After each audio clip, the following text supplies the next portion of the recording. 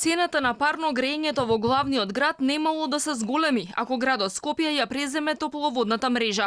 Градоначалникот Петре Шилегов уверува дека цената можело и да се намали, затоа што новото претпријатие Градски енергетски системи ќе работело со пониски трошоци од БЕК.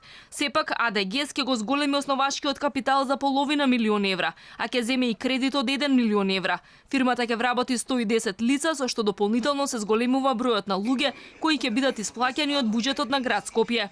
Сите овие трошоци, задолжувањето и платите ќе влезат во вкупните трошоци кои компанијата ќе ги достави до регулаторната комисија за енергетика, која одлучува за цената на парното.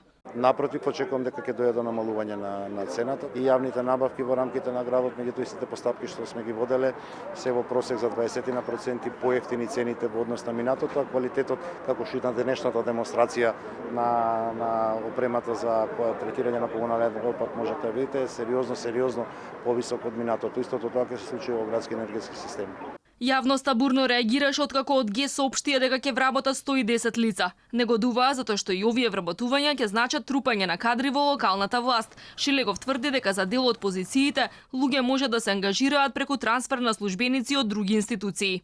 Тоа е неопходниот минимум со кој што треба да работи во делот на првата фаза, тоа е дистрибуцијата на топловодната енергија, а е прашање кое што текомно ќе се решава, може да се реши и од постојниот кадар кој што работи во рамките на БЕК, меѓутоа и од превработените административни кадри, иако таму е повеќе потребно стручна отколку административна работа. И покрај тоа што Градски енергетски системи се уште не поднела барање за добивање лиценца за дистрибуција на топлинска енергија, од компанијата се уверени дека ќе ја добијат.